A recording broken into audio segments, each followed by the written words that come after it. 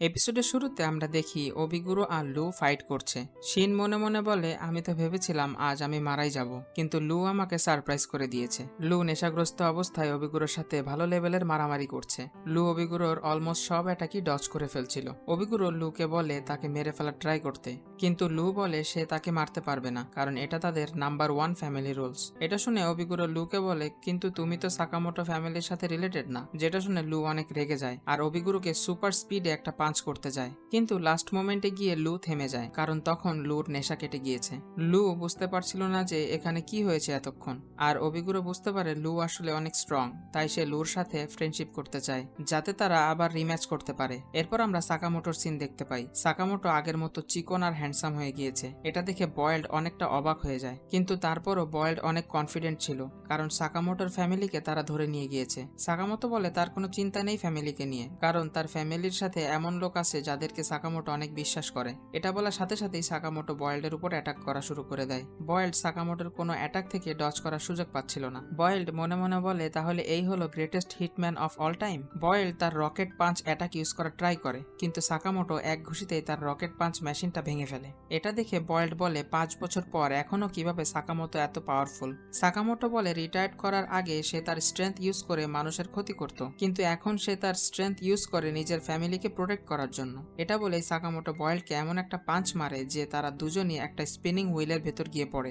অন্যদিকে আমরা দেখি আওই এর জ্ঞান ফিরেছে। সে দেখে তারা সবাই একটা বেঞ্চের উপর বসে আছে। আওই শিনকে জিজ্ঞাসা করে তারা এখানে কিভাবে আসলো, তারা তো হন্টেড হাউসে ছিল। শিন বলে তারা সবাই অনেক টায়ার্ড হয়ে পড়েছিল, তাই হয়তো তাদের মনে পড়ছে না যে তারা এখানে কিভাবে এসেছে। এদিকে আমরা দেখি বয়েল্ড সাকামোটোকে বলছে সে আর সাকামোটোকে মারতে আসবে না, তবে দনদেনকায় আরো অনেক অ্যাসাসিন পাঠাবে সাকামোটোকে মারার জন্য, কারণ সাকামোটোর উপরে অনেক বড় একটা বাউন্টি দেওয়া হয়েছে। তখনই আমরা দেখি সাকামোটো অনেক ভয় পেয়ে যায়, কারণ তাদের কথা আওয়াই শুনে ফেলেছে। এরপর আওয়াই সাকামোটো, শিন আর বয়েলকে একটু বকাঝকা করে, কিন্তু কিছুক্ষণ পর সে সাকামোটোকে মাফ করে দেয়। এরপর আমরা দেখি শিন সাকামোটোকে জিজ্ঞাসা করে যে তাদের এখন কি করা উচিত। তো সাকামোটো বলে তার উপরে কে বাউন্টি দিয়েছে সেটা আগে বের করতে হবে, তারপর ওই লোককে দিয়ে বাউন্টিটা উইথড্র করাতে হবে। যেটা শুনে অবিগুরো বলে এটা করা অনেক কষ্টকর হবে, কারণ বাউন্টিগুলো মূলত জেএএ অপারেট করে।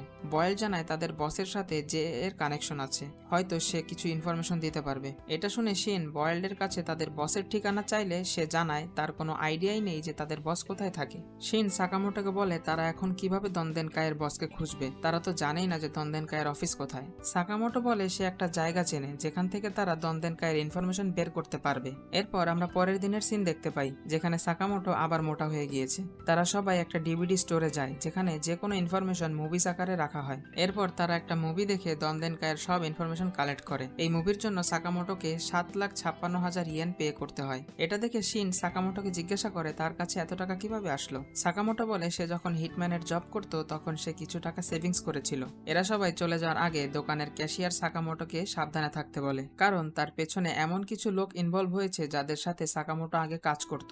এরপর আমরা নাগুমোকে দেখি, সে কয়েকজনের সাথে বসে ডিনার করছে। তাদের মধ্যে থেকে হায়ো নাগুমোকে জিজ্ঞাসা করে তুমি সাকামোটোর সাথে দেখা করেছিলে না। যেটা শুনে নাগুমো এমন ভান করে যে সে কিছুই জানে না। এতে হায়ো অনেক রেগে যায় আর নাগুমোর উপর অ্যাটাক করে বসে, তবে নাগুমো সেটা ব্লক করে ফেলে। আর এদিকে শিশিবা তাদের শেফকে ডেকে এনে তার হাতে চাকু দিয়ে স্টাফ করা শুরু করে দেয়, কারণ তার খাবারে পেঁয়াজ ছিল। আর তখনই সেখানে ইরিয়া নামের এক লোক আসে, সে জেএএ থেকে এসেছে। আর আমরা জানতে পারি এই 4জন মূলত দি অর্ডার গ্রুপের মেম্বার্স। তাদের আরো 4জন মেম্বার্স আছে যারা কখনো কোনো মিটিং এ তেমন একটা আসে না। ওই লোক তাদের সামনে একটা ফটো রেখে বলে কোনো এক অজানা কিলার তাদের জেএএ অ্যাসাসিন মেম্বারদের মেরে ফেলছে, তাই জেএএ দি অর্ডার গ্রুপের সবাইকে রিকোয়েস্ট করেছে এই ম্যাটারটা যত দ্রুত সম্ভব সলভ করার জন্য। এদিকে আমরা দেখি সাকামোটো, শিন আর লু দনদেনকাই হেডকোয়ার্টারের সামনে চলে এসেছে। তারা ভেতরে থাকা সব গার্ডকে মেরে অজ্ঞান করে ফেলে। এরপর তারা দনদেনকায়ের বসের রুমে ঢুকতেই শকড হয়ে যায়, কারণ তারা দেখে ওই রুমে থাকা সবাই মরে পড়ে রয়েছে আর তাদের মাঝখানে নাগুমো বসেছিল।